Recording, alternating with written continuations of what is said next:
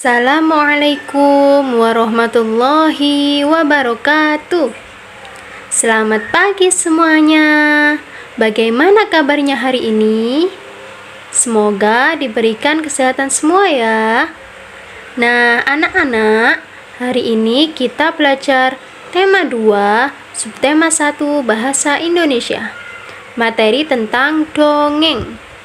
Nah, sebelumnya kita berdoa terlebih dahulu ya. Berdoa di rumah masing-masing dipimpin oleh ustazah. Berdoa mulai.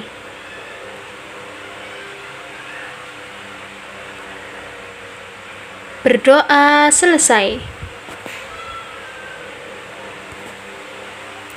Sebelumnya, ustazah akan membacakan tujuan pembelajaran.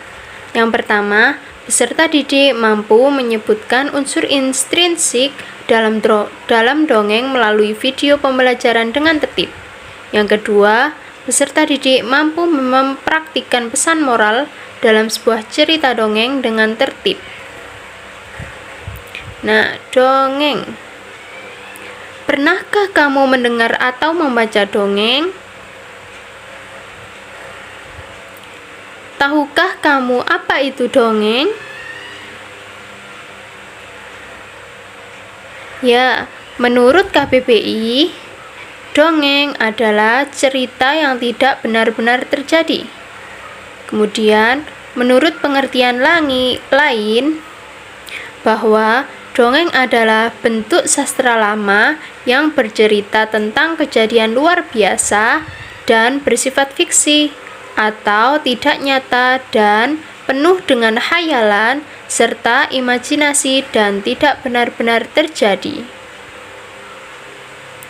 Fungsi dongeng yang pertama, menyampaikan pesan moral atau pesan mendidik untuk pembacanya.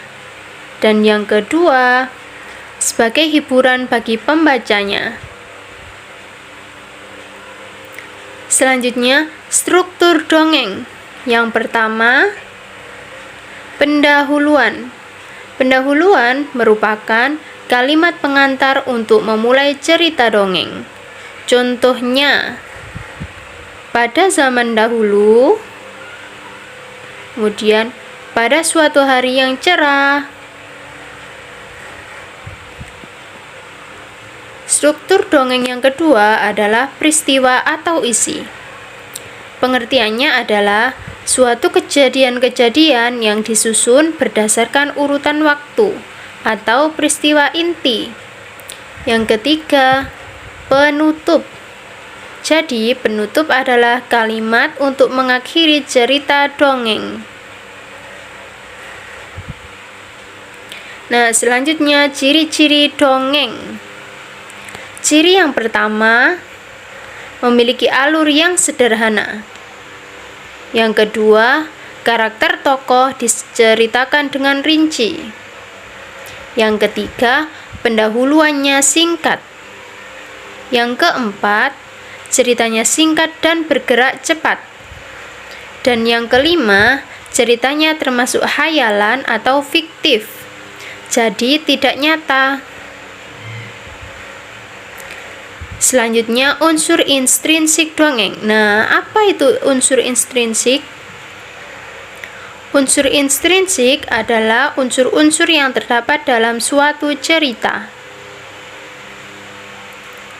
Unsur intrinsik dongeng. Yang pertama, tema.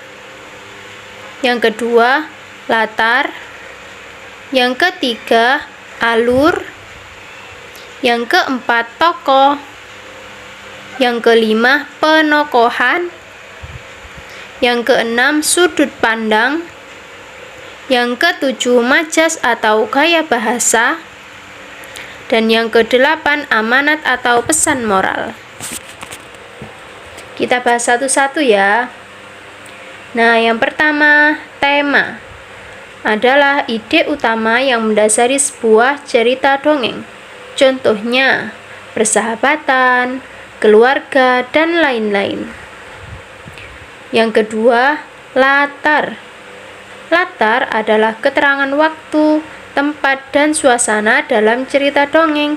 Contohnya, Yang pertama, latar waktu. Sore hari, pagi hari, kemudian latar tempat, di sekolah, di rumah, kemudian latar suasana, menakutkan, mengharukan. Unsur yang ketiga, alur. Alur adalah urutan peristiwa dalam cerita dongeng atau jalannya cerita dongeng. Unsur yang keempat, tokoh. Nah, tokoh adalah pelaku dalam sebuah dongeng. Bisa hewan, manusia, tumbuhan yang diberi nama, dan lain-lain.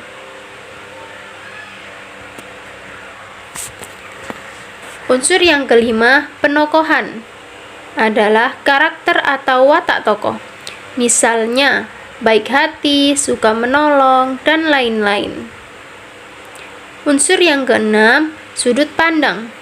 Artinya, cara pengarang menempatkan dirinya dalam sebuah cerita, seperti sudut pandang orang pertama, sudut pandang orang ketiga. Yang ketujuh, majas. Ya, majas adalah gaya bahasa yang digunakan dalam cerita dongeng.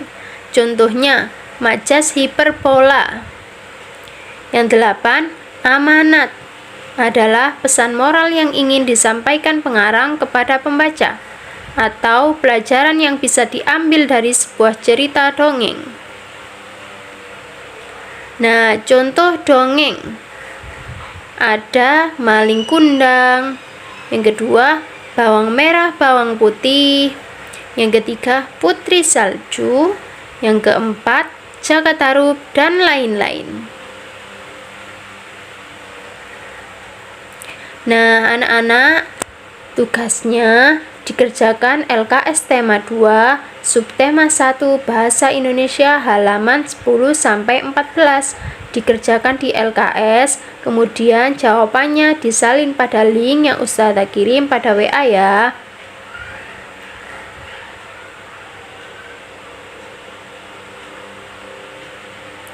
Terima kasih sudah menyaksikan videonya, semoga bermanfaat. Tetap semangat dan jaga kesehatan. Dengan mematuhi 5M, apa saja? Ya, menjaga jarak, memakai masker, mencuci tangan, menjauhi kerumunan, dan mengurangi mobilitas. Oh ya, ditambah dengan doa. Itu saja dari Ustazah, kurang lebihnya Ustazah mohon maaf. Wassalamualaikum warahmatullahi wabarakatuh.